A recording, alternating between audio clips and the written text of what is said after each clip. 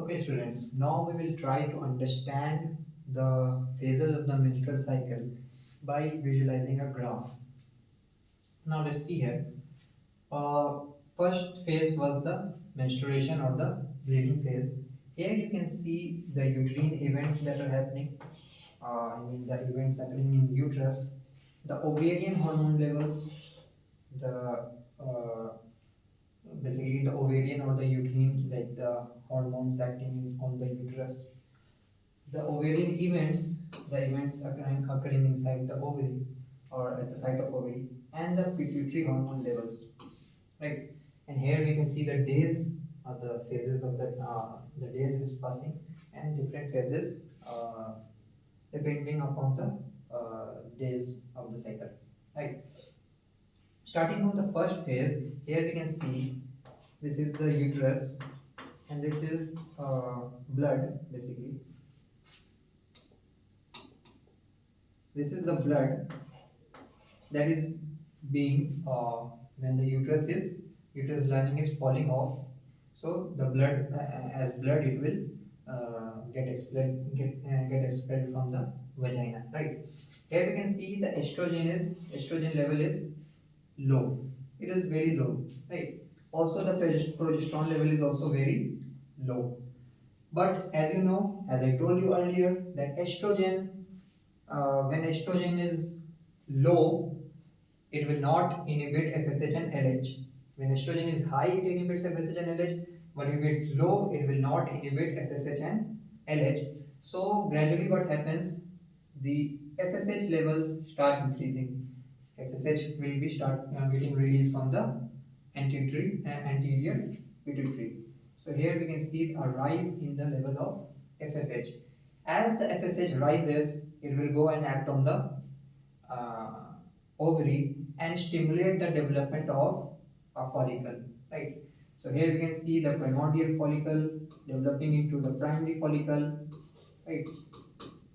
This is primary follicle, which develops into secondary follicle, which develops into the tertiary follicle, and finally the Graafian follicle.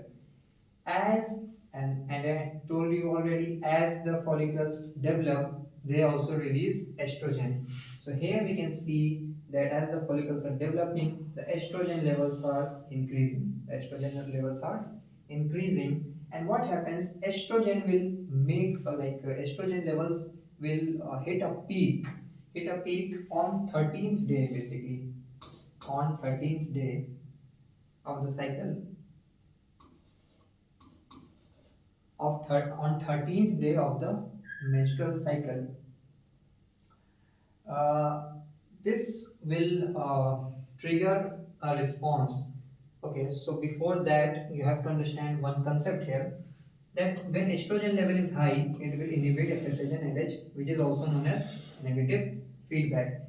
But if estrogen is high for a sustained period, for a prolonged period, say like 50 hours, it remains high in the body for 50 hours, what will happen? It will start giving positive feedback. It will start giving positive feedback, meaning it will start increasing the level of FSH and LH.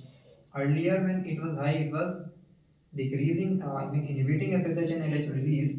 But if it is high for prolonged period, say like 50 hours, it will start releasing, giving positive feedback and promote the release of FSH and LH. So here what happens, when the estrogen peaks on 13th day of the cycle due to the follicles releasing estrogen, it remains high for 50 hours or 2 days, a period of 2 days.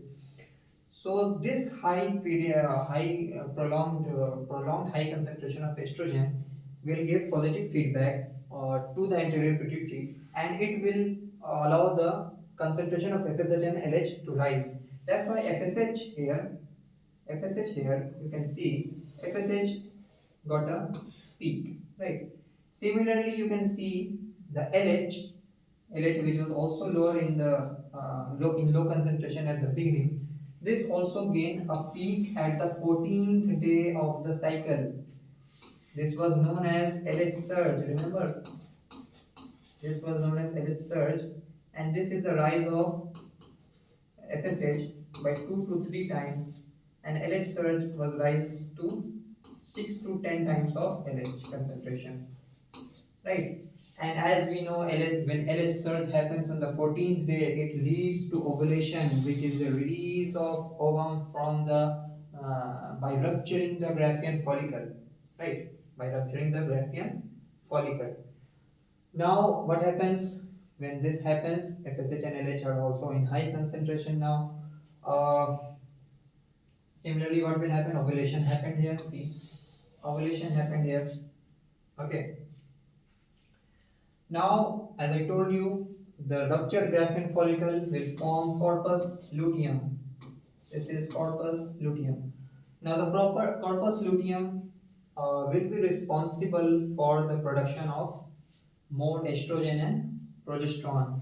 But since the LH was also high during this, LH uh, LH is maintaining the corpus luteum here. LH is maintaining the corpus luteum here, and corpus luteum, as you know, secretes estrogen and progesterone.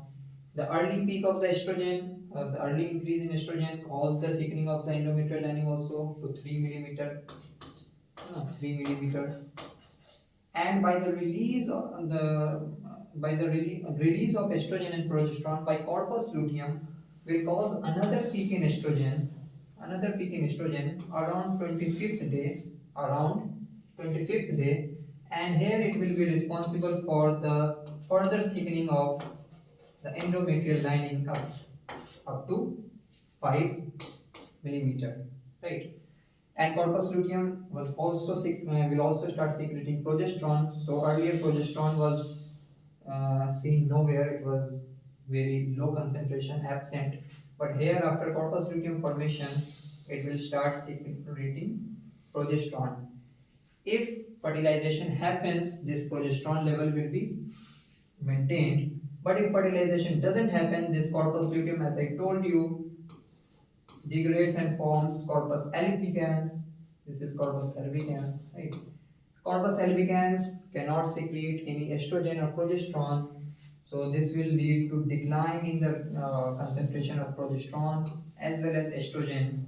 And when estrogen and progesterone gets declined, the endometrial lining will not be able to maintain, and the next cycle will begin after the luteal phase, followed by the blood uh, blood release of the, you can say, period in females. And since estrogen and progesterone decrease, FSH and LH, estrogen decrease, FSH and LH will start again start rising. Hope you understood the concept of menstrual cycle, the events in the menstrual cycle, the hormonal regulation, the ovarian hormone regulation, and the pituitary hormone regulation, as well as the ovarian events happening in the menstrual cycle.